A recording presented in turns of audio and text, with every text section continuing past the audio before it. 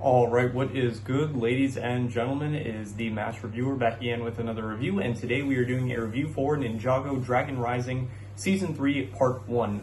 This is going to be the final rewatch review that I do for a Ninjago season because this is a rewatch for me. This was the last season that I watched before. I think it was around the time where I decided that it was like probably around the time that I actually started the channel, and it was also that's when I decided that I was going to, for all the stuff that was ongoing, that I was continuing to watch, I decided, okay, I'm going to stop and I'm just going to wait until I do the rewatches, and then I will just continue from that point. So this is the final season that I've actually watched, and then from beyond this territory, we are completely in new waters, so that is going to be exciting. Right, my apologies, I'm actually recording this after the fact because we did hit 70 subscribers. I do want to give a big thank you to all of the commenters, the viewers, the subscribers, the recommenders, anyone that is interacting with the channel in any way, shape, or form. I really do appreciate it. And yeah, big milestone, 70 subscribers. I really do appreciate it. Thank you for the sub record. I appreciate all of the support on this channel. And yeah, just once again, really big thank you to everyone that is just interacting with the channel in any way. And yeah, let us just get back to the video. So let us just get into the plot for this first part of the season. So I've been listening to some of the last few videos, and specifically like the JoJo Part 2 review. I've been noticing that the reviews have been getting a bit like too long and in-depth. So I am going to try to like shorten the review, the plot summaries, because it's not the most necessary thing for these reviews, as well as they just, I don't know, I feel like it's just better for the review overall. It like shortens it a bit. So anyway, in short, the plot of this season is that the Forbidden Five, they want to free Thunderfang, the Arc Dragon of Chaos, and to do so, they need 5 prismatic blades in order to cut his chains. So pretty much the season is just different factions going after the prismatic blades in order to either stop the Forbidden Five from freeing Thunderfang, or the ninja that wants to prevent the Forbidden Five from, so it said stop the Forbidden Five from freeing Thunderfang, or it's the Forbidden Five that wants to free Thunderfang. So that is, in short, that's what the season is about. And obviously there's like more stuff that goes on. There's like specifically different kind of subplots with characters.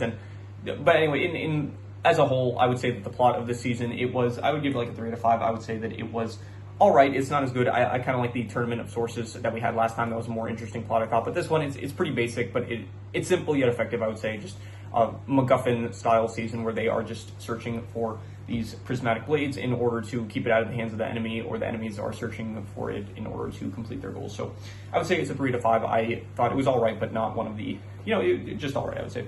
In terms of the characters, my computer's not here next to me. I did not end up pulling out the character names because I've noticed with the Ninjago reviews, it's really hard to find just a clear list of all the characters for specifically Dragon Rising. Like, I can look on Wikipedia, but it doesn't sort it well. It's like really difficult to like sort through the characters there. So there is not like one big list I can really look at to see for the character names. So I'm just going to mostly be going off of memory for this. So let's see here.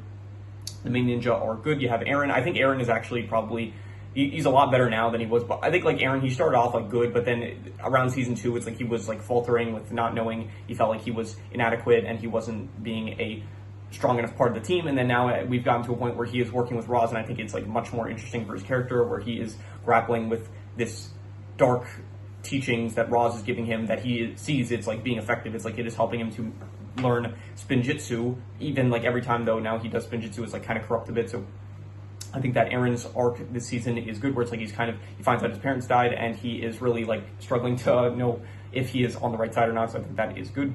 Besides him, Pixel returns. Pixel does return, which is very nice. Zane and Pixel, they have a whole episode where they get reunited, which I thought was great. Cole, he's not in this season that much, which is a bit of a shame, because just it's nice to see Cole, and so he was not very prominent in the season.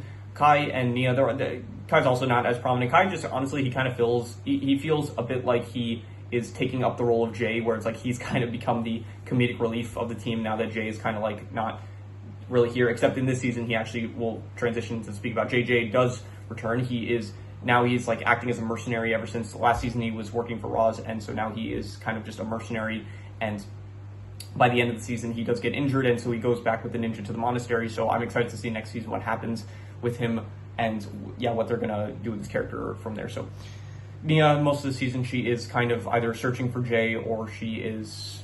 There was an episode where her and Sora, they end up getting summoned by Ericor in order to help him. Ericor is back this season, which is pretty cool because I did like him in, I forgot what season, I think he was in season, if I'm not mistaken, season 2, part 1, or it was season 1, part 2, one of the two, I don't remember which one, but anyway, Ericor is pretty cool. I did like seeing more of Ninjago. Let's see here who else is there. There is a big cameo from Moro, which I am really happy to see. He is honestly one of the best characters just in the show overall, like, you know, all the way back in season 5. So to have him return, I think, is just great to see. And I do hope, like, by the end of the season, by the end of the part, he does end up getting his soul sucked by Thunderfang, and so I do hope that, like, we'll see a return, and maybe even, like, he only interacted with Eren, which I thought was good, but I do kind of I want to see, like, what happens if he ends up interacting with one of the ninja that he fought back in the day, so that would be very cool to see. Besides him, let's see here, who else is there? Sora, she's alright, she's just kind of bickering with Frack. Frack is also now working with the ninja. I thought Frack is a nice addition to the cast, I like him, and yeah, what else is there? Let's see here. Ryu's still fine as normal. The Forbidden Five, we do see a bit more of the Forbidden Five. It's not just Noct or Rox this time. We also see the other three, which I don't remember their names specifically, but eventually I'll probably do a character ranking, and then we will get into the actual characters and stuff. Besides that, yeah, Roz I think is still a very good character, although it does feel like he's incredibly nerfed this season, where in previous seasons he did feel a lot more powerful, and then here it's like he starts off the season like pretty injured from the fight that was at the end of the last season, and then, but even so, it's like it feels like at multiple points Eren is the one that's saving Roz, and Roz is just like kind of I don't know, just he feels a lot less powerful than he was in previous seasons. So, but he's still good. I do still like him, and him like kind of, we're still like kind of unsure, like from what we're given. It's like, okay, he is a villain, but it's like we are kind of like getting glimpses of like he has motivations that are not exactly malicious, I would say. Like he is lying to Eren and stuff about his parents being dead. We do find that out at the end of the season, but we are still hearing stuff about how it's like there's like an interesting thing that they're talking about, how it's like Roz says like the word hero has no meaning, and he says like some people view him as a hero for what he's doing, trying to reverse the merge and stuff. So it is very interesting as character. I think that he is honestly one of the most interesting characters that we've had in Ninjago in a while, I would say. So besides him, there's Thunderfang being the big bad of the season, who is the Arc Dragon of Chaos, and he is the one that wants to escape. Basically, he originally wanted to become a Source Dragon, and he still kind of wants that. That's like his ultimate goal, is to basically take the souls of the Source Dragon. So he is a pretty cool, I like the voice actor, honestly. I don't know, I think I've heard the voice actor before. I don't know which voice actor it is, but he is a pretty cool character, like a very menacing threat, honestly. Probably one of the out of all the characters, like I think he's like a whole dragon, so he's definitely like one of the biggest threats that we've seen up until this point, because I think all the like pretty much every character that we've had is like pretty small scaled, unless it's something like, I don't know, Garmadon's rock mech thing. It's not a mech, but Garmadon's like rock monster that he controls, or I don't know, the Preeminent or something like that. So it's nice to see like another kind of big threat. I thought that was good. You have the Dragonian warriors, who are the ones that the Forbidden Five, they end up taking control of, and Thunderfang by proxy is also controlling them. So you do have the Dragonian warriors led by Tyr. So they're just kind of like at the beginning they end up meeting. You have, I think it was Lloyd, Frack, and Sora. They end up like getting there. They fell off of a cliff, and then they ended up in the Dragonian town, like the city of Dragonians, whatever. They're in the first realm basically.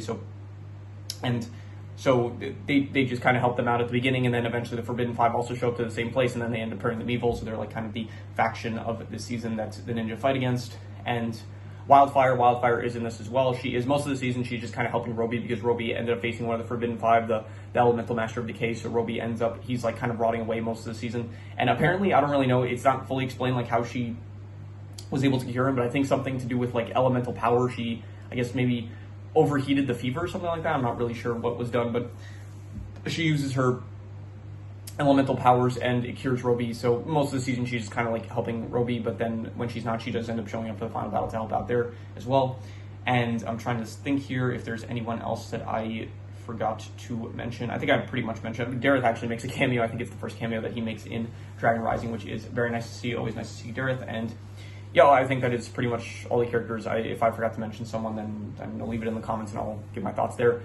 But eventually I'll end up, we're getting close to finishing all the current seasons that are out, so we will end up in the near future, probably, we will end up doing a character ranking for all the characters, so you'll hear more of my thoughts then. So yeah, so overall the characters, I'm going to give a, I'll go with 7 out of 10. I'll say that they are pretty good characters. I did like them, and yeah.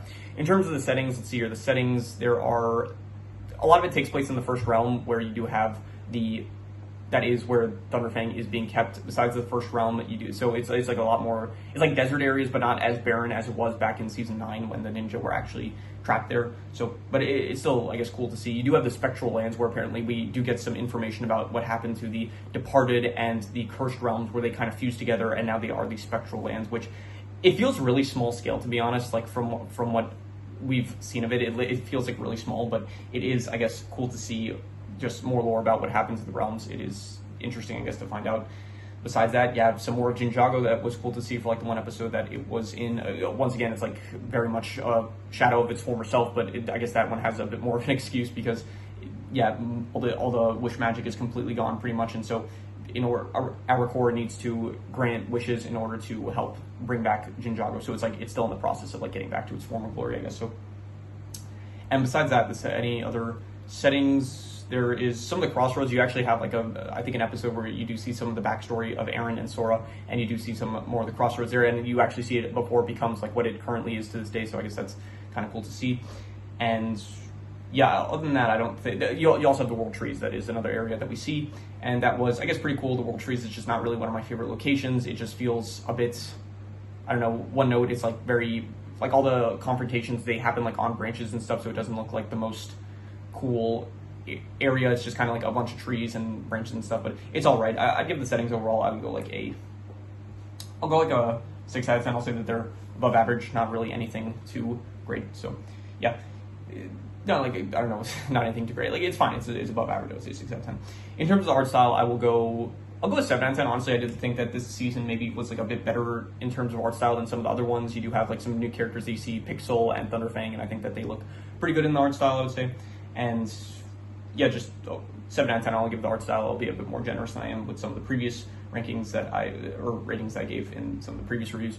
In terms of the action this season is pretty cool. There are some good moments. You have like a brief fight between Noct and Roz, which was cool. You do have some fights between the Forbidden Five and some of the ninja, which I did like. There is some camera angles which are still being utilized, and honestly some pretty cool one take shots. Like they don't last too long. It's not like, I don't know, Extraction level one take shots where it lasts like 15-20 minutes, but you know, there are like a few one take shots that I find pretty cool. So overall, I would give the action, I would say 7 out of 10. I'll say I don't think it's like as good as the Tournament of Sources, because that was just a bit more creative, where you did get to see a lot more of the elemental powers and stuff, so I think that was a bit better, but I do think that it was still a pretty good amount of action that we got. So yeah, in terms of the worst thing, I don't have really a worst thing in mind. Maybe just like by the ends, the way that they actually managed to defeat Thunderfang was that Eren, he still had a bit more of that healing elixir that he got from the Spectral Lands, and so apparently, I guess like Thunderfang, he was completely made out of souls, and then that one bottle was just enough to completely just send Thunderfang to the Spectral Lands. But so it just felt a bit like, okay, that seems like a pretty cheap way to be able to win in the end, but it doesn't really ruin it for me, and it is like part 1, so I'm pretty sure he's going to come back in the second, like it's teased right at the end of this part that he is going to come back like in the next part of the season, so probably he's going to, like, it's not like he's gone now forever, and it would, like, we managed to defeat him like extremely easily, so maybe that's the worst part, but even so, it doesn't really ruin it for me. So I'll say that it was and it was like a cool scene where it's like Eren does his, like, I guess he does his object spin jutsu, so I'll say like that ending, it was a good ending. I'll give it like a 6.5. I would give that a 6.5, so I'll just reuse the worst score, which was a 6 for the settings, so I'll just go a 6 for the settings. And yeah, in terms of the best thing, I will say the best thing is honestly the character moments. I really like the character moments in the season. I thought that there was a lot of good ones between, let's see, Zane and Pixel. You had even some between like Noct and Roz. You had, what else? Nia and Jay. There was some good ones. There was there's more. I'm thinking Moro and Eren. There were some good ones there. What else? Roby and Wildfire. There, like, a lot of good character moments. I thought Frack and Sora had some good ones as well. Like, I did like the character interactions, the backstory between Eren and Sora. I thought there was some more good ones there. So overall, I would say that the character interactions, I would say, were very good. I would give it like a 7.5. So yeah, that is all of the scores. So I'm going to do the calculations. So King Crimson. All right, so it ends up coming out to a 6.5, which would be good. But honestly, I think I'd give it a bit higher than that. I think I would give this probably, I would say I'd give it like a, I think maybe between a 6.5 to a 7. I think I gave the last one, season 2, part 2, I gave that, I think, a 7 out of 10. I think I said it was pretty good. And I don't think the season is as good. I think that the last one was still a bit better. I like the Tournament of Sources. I think that's still probably my favorite season so far, or at least favorite part of Dragon Rising so far. So, but I think this, honestly, maybe I would give it a 7 out of 10. I'll be generous, I'll give it a 7 out of 10, because I do think it's as good, if not like a bit worse, because just I really like I thought the plot of the Tournament of Sources was like really, really good, I would say. So I still like Tournament of Sources a bit better, but I think that this is my second favorite one so far. And yeah, that is pretty much all there is to it. So I'm very excited. The next 2, we have Season 3 Part 2 and Season 4 Part 1. And my brother, he already saw them. Like, my brother, he's a big Ninjago fanatic, and so he already saw them, and he was like, oh, you're in for a good time. So I am very much looking forward to seeing what is in store. And yeah, that is pretty much all there is to it. So if you have any recommendations, any shows, movies, video game stories, anime, manga, web series, anything that you want me to review, leave it in the comments and I will maybe possibly check it out. With that said, that is pretty much all there is to it. So let's leave it at that.